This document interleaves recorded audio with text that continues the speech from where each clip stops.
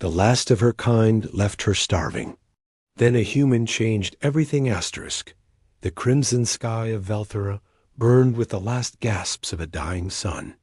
Beneath its harsh light, Zara crouched behind twisted metal ruins, her pale blue skin glistening with sweat and desperation.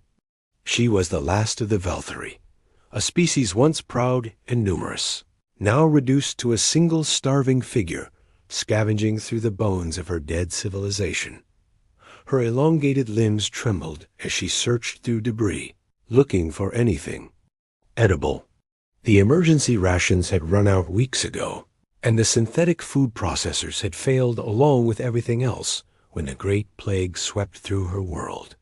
Her people had been brilliant engineers, master builders who had created cities that touched the clouds. Now those same cities lay in ruins, their gleaming towers reduced to rubble and ash. Zara's large violet eyes, once bright with intelligence and hope, now held only the hollow stare of someone who had watched everyone she loved die. Her parents, her siblings, her friends, all gone. The plague had been swift and merciless, targeting the very genetic markers that made her people unique. She had survived only because of a rare mutation, a twist of fate that left her immune. But utterly alone, the sound of approaching engines made her freeze. Ships, not Veltheri vessels, those were all destroyed. These were foreign craft, and that meant either salvation or doom.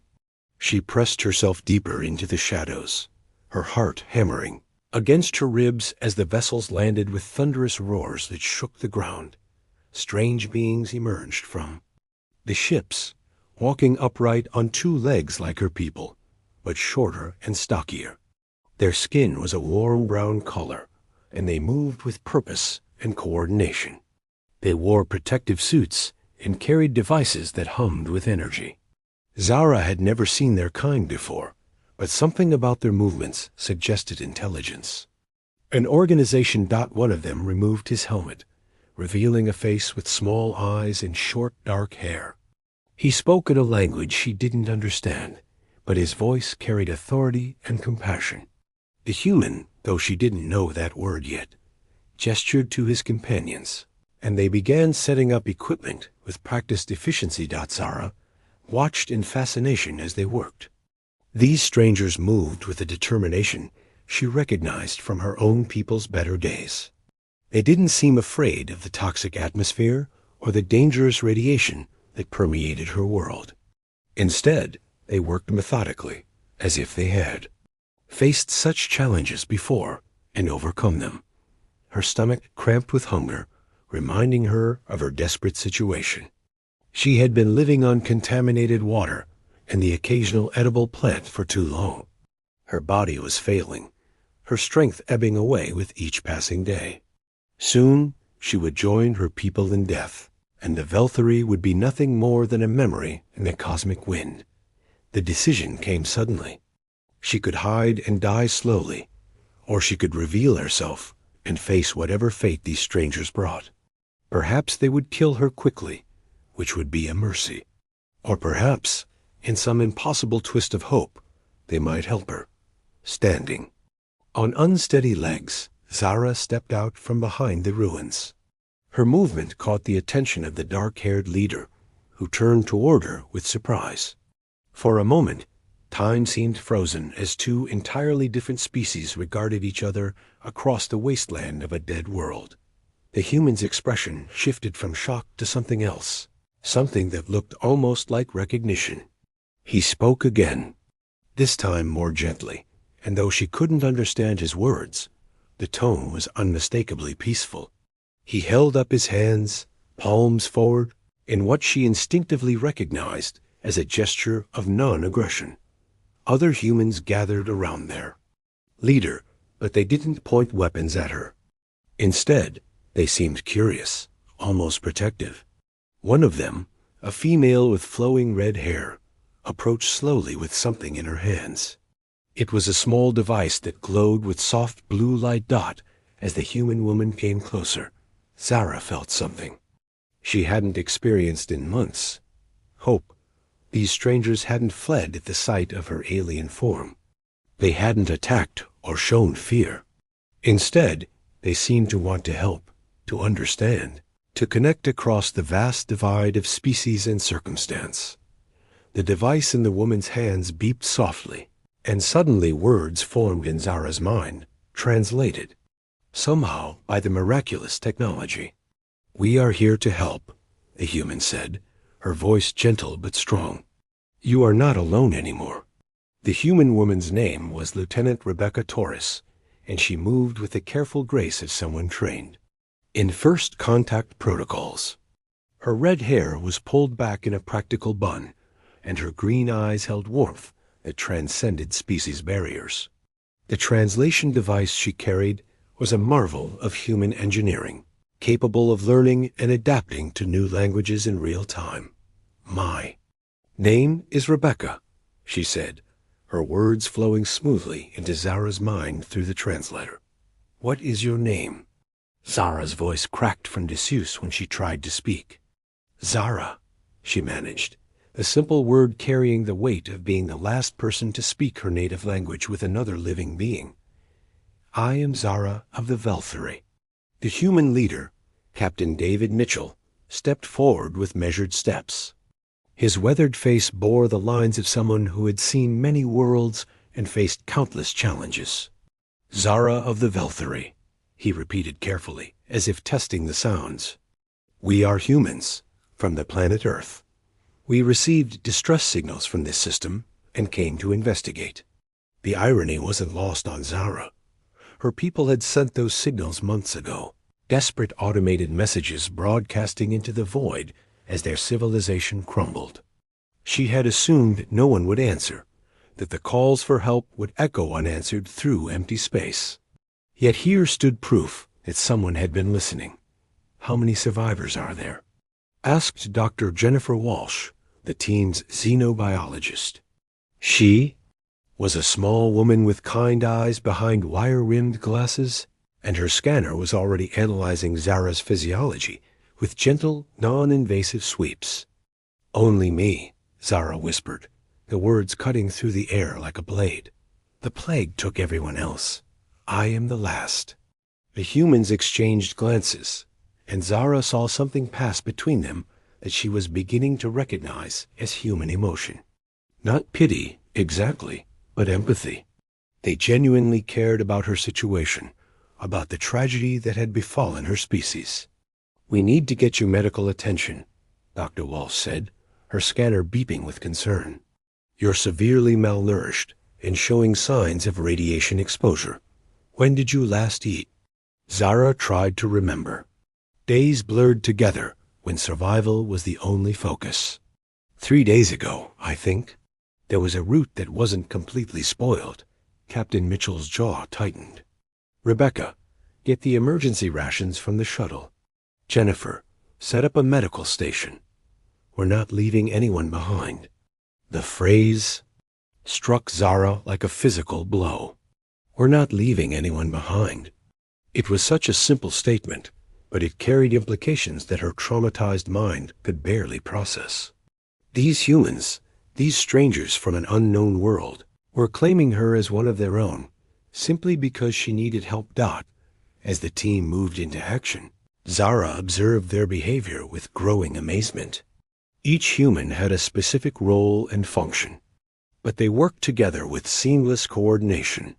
When Rebecca returned with food, it wasn't just basic sustenance, but carefully prepared meals designed to be gentle on a starving system. When Dr. Walsh set up her medical equipment, it included devices specifically calibrated for alien physiology. "How do you have equipment for other species?" Zara asked as Dr. Walsh began treating her radiation burns with a device that hummed with healing energy. "Humans have encountered many different peoples among the stars," Captain Mitchell explained. "We've learned that survival is often about cooperation and mutual aid. We prepare for the possibility that we might meet someone who needs help."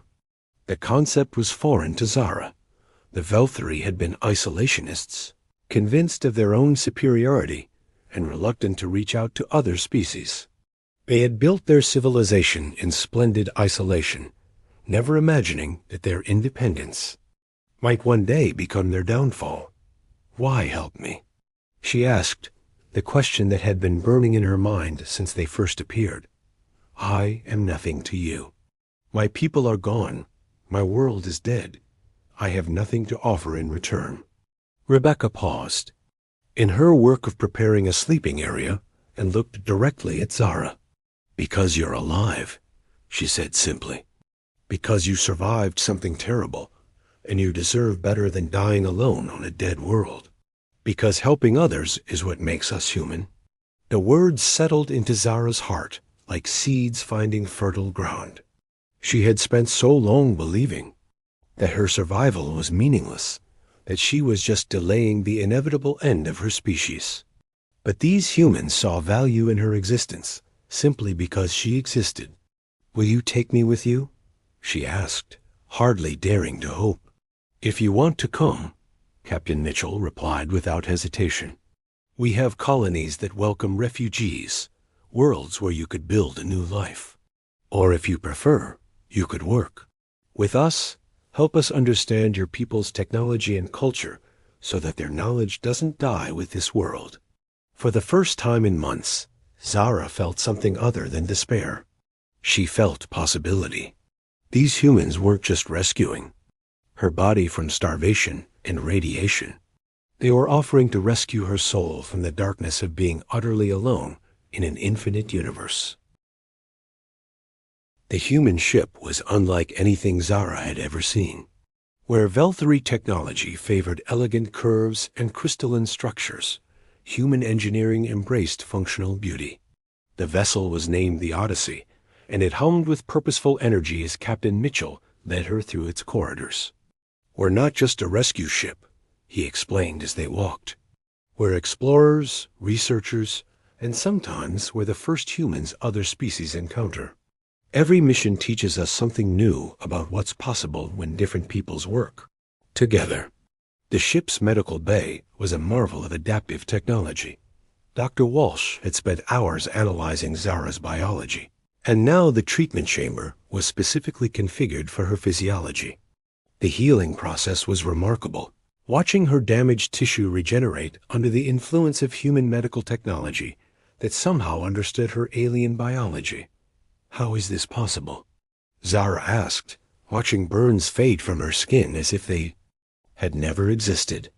"Your devices work on me as well as they would on your own people.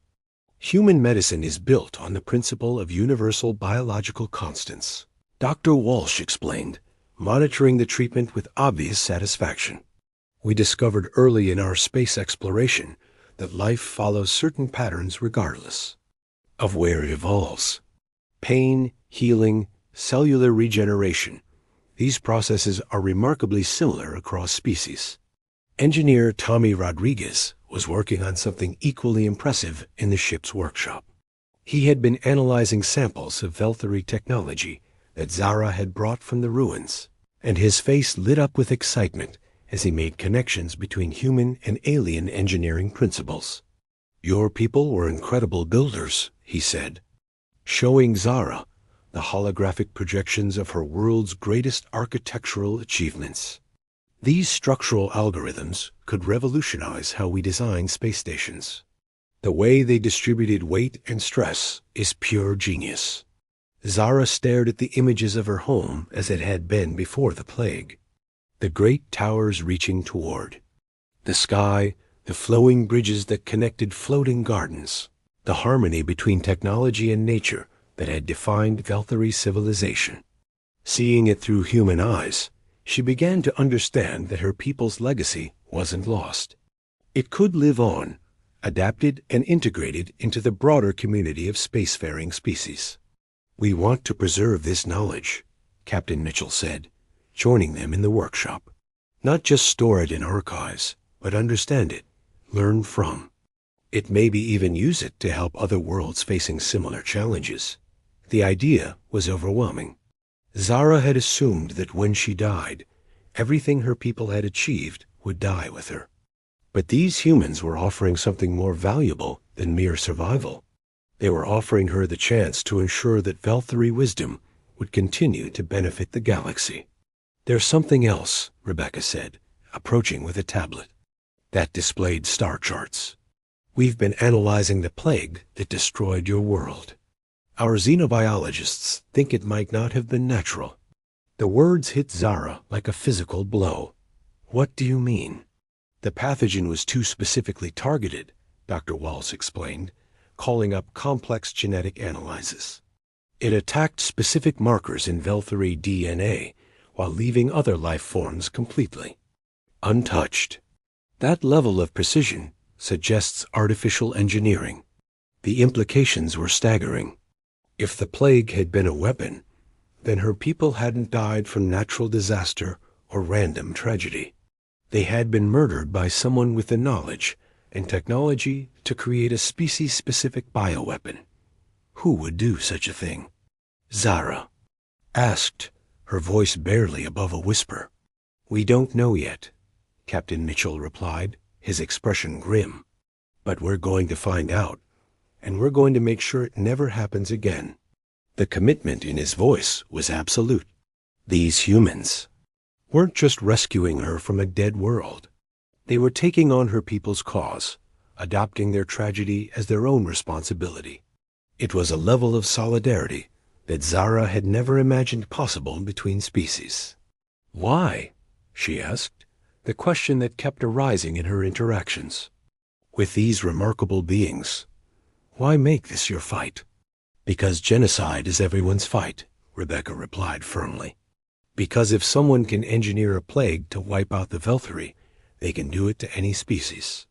Because allowing evil to succeed anywhere makes evil stronger everywhere." The philosophy was quintessentially human. Zara was beginning to understand. They didn't just react to injustice. They actively opposed it. They didn't just survive. They thrived by helping others thrive. They didn't just explore the galaxy. They tried to make it better for everyone they encountered. "I want to help," Zara said, surprising herself with the strength in her voice. "I want to find who did this, and I want to stop them from hurting anyone else." "Are you sure?" Captain Mitchell asked. "The investigation could be dangerous.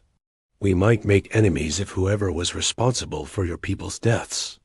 Zara thought of her parents, her siblings, her friends, all the brilliant minds and gentle souls who had been murdered by an engineered plague. She thought of other species somewhere in the galaxy who might be facing the same threat.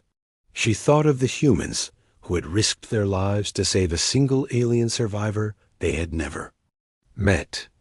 "I'm sure," she said. "My people believed in the pursuit of knowledge and the protection of life. If I can honor their memory by preventing others from suffering the same fate, then that's what I'll do." Captain Mitchell nodded slowly. "Then welcome to the crew of the Odyssey, Zara of the Velthari. We have work to do." 3 weeks aboard the Odyssey had transformed Zara in ways she hadn't thought possible. Her body had healed under Dr. Walsh's care, but more importantly, her spirit had begun to mend. She was no longer the last of her kind, dying alone on a dead world.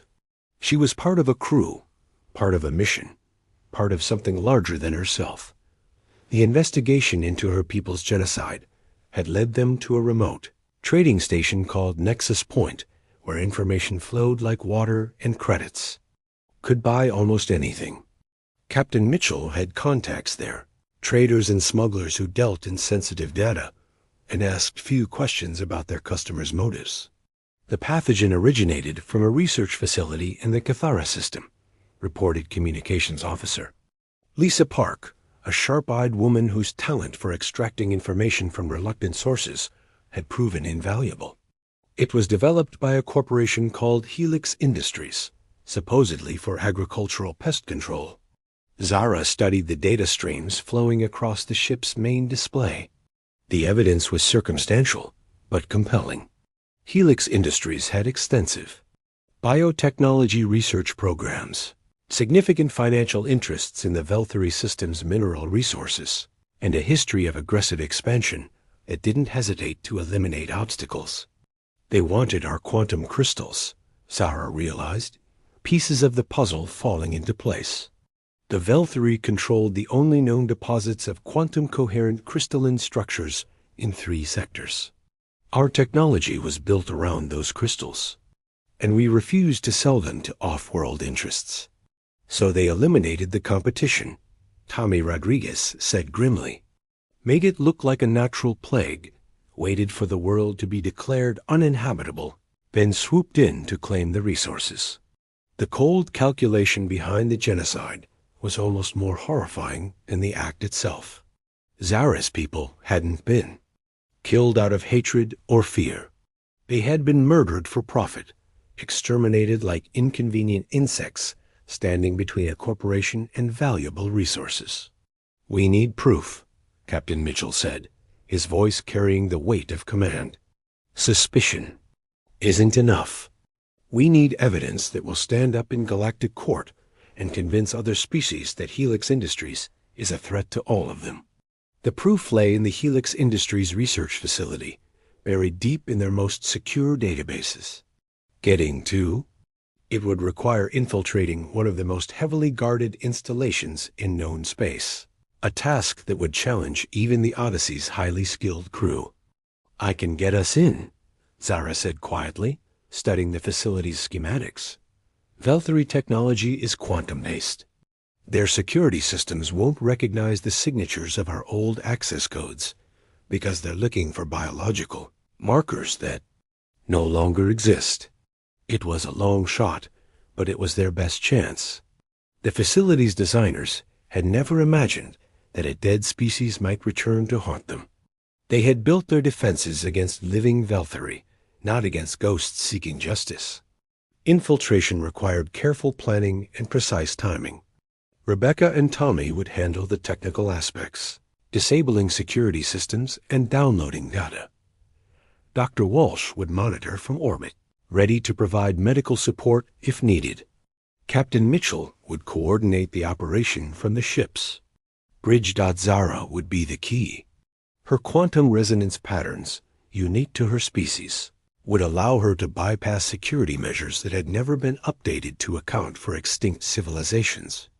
She would be walking into the heart of the facility that had created the weapon that killed her people.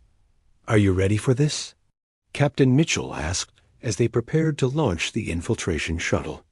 Seeing the place where the plague was created, confronting the evidence of what they did to your people, Zara checked her equipment one final time. She was wearing a modified human stealth suit, carrying weapons and tools that represented the best of both species' technologies. She was no longer the starving refugee they had found on Velthara.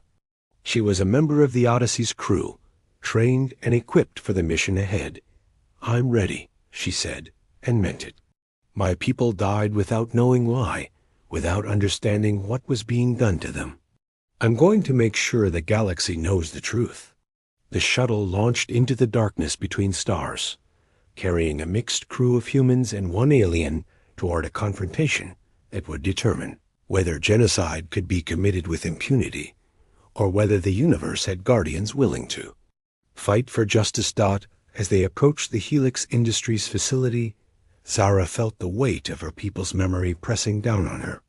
Every Velthari who had died deserved to have their story told, their murder acknowledged, their killers brought to justice. The humans beside her had made that cause their own, and together they would ensure that her people's deaths would not be in vain. The facility loomed ahead, bristling with defenses and radiating the cold light of corporate power. But Zara was no longer afraid. She was the last of the Velthari, but she was not alone.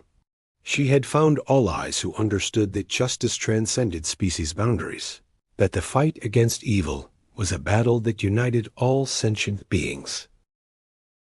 The Helix Industries facility was a monument to corporate power, its gleaming towers reaching toward the stars like chrome fingers grasping for dominance. But beneath its polished surface lay the darkest secrets of genocide, and Zara felt the weight of her people's deaths pressing against her chest as their shuttle approached the docking bay. "Remember, we're maintenance contractors here to service the quantum resonance chambers." Captain Mitchell's voice crackled through their communications. "Stay calm, stay focused, and trust in the plan." Zara's quantum signature opened doors that had been sealed since her people's extinction. The facility's security systems recognized her as a legitimate Velthari technician, never questioning why one of the supposedly extinct species was walking through their corridors.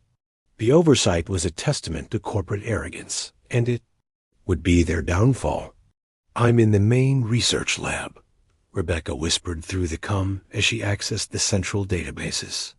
"The files are encrypted, but Tommy's cracking algorithm is working. We'll have everything in 10 minutes. Those 10 minutes felt like hours as Zara stood guard, watching for security patrols while her human friends gathered evidence of the greatest crime in galactic history. The lab around her was filled with sophisticated equipment, sterile workstations where brilliant minds had perverted science into a weapon of mass extinction. "Got it." Tommy's voice was tight with suppressed anger. "Complete development records, field test results, deployment protocols." They documented everything, probably for their corporate bosses who wanted proof of successful completion. The evidence was overwhelming. Helix Industries had not only engineered the plague that killed the Velthari, but they had tested it on other species first. Dozens of worlds had suffered mysterious population crashes, isolated incidents that had been dismissed as natural disasters. The corporation had been perfecting their genocide weapon for years. "There's more." Dr. Walsh's voice came through from the orbital station where she was analyzing the transmitted data. "They have active research programs for species-specific bioweapons targeting at least 15 different civilizations. The Velthari were just the beginning." The scope of the conspiracy was staggering. Helix Industries wasn't just a corporation seeking profit. They were architects of extinction, planning to eliminate any species that stood between them and galactic domination. The evidence painted a picture of evil so vast that it defied comprehension. "We need to go," Captain Mitchell's voice carried. "Urgent warning. Security teams are mobilizing. They've detected the data breach." The escape from the facility was a running battle through corridors that Zara had once thought she would never see again. But she was no longer the desperate refugee who had emerged from the ruins of her world. She was a skilled operative, trained by the best the human fleet had to offer, fighting alongside allies who had become family. The evidence they carried would change everything. Within hours of their return to civilized space, the data was transmitted to every major government, news service, and judicial body in the galaxy. The revelation of Helix Industries' crimes sent shockwaves through interstellar society. The Galactic Council has voted unanimously to classify Helix Industries as a criminal organization, reported Judge Patricia Hendricks, addressing the pact courtroom where the corporation's executives were being tried for genocide. Their assets have been frozen, their facilities seized, and their leadership will face justice for crimes against all sentient life. Zara stood in the witness box, no longer the last of her kind, but the voice of her people. Her testimony had been crucial in securing convictions, her survival the proof that the Velthari had been murdered rather than claimed by natural disaster. The quantum crystals of her homeworld would be administered by a galactic trust, their profits used to fund research into preventing future genocides. The sentence of this court is life imprisonment without possibility of parole, Judge Hendricks announced as she addressed the former CEO of Helix Industries. Your crimes represent the darkest impulses of sentient beings, and society must be protected from those who would commit genocide for profit.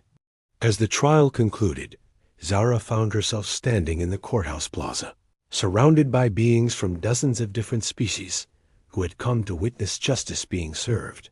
Many of them approached her with words of gratitude, recognizing that her courage had saved their own peoples from potential extinction.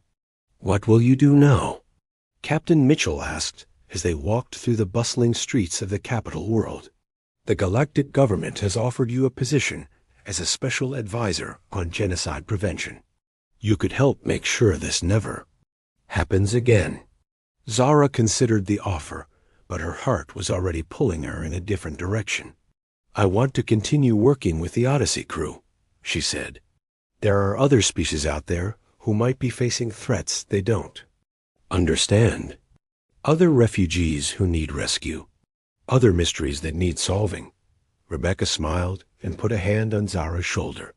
"You know, there's always a place for you with us.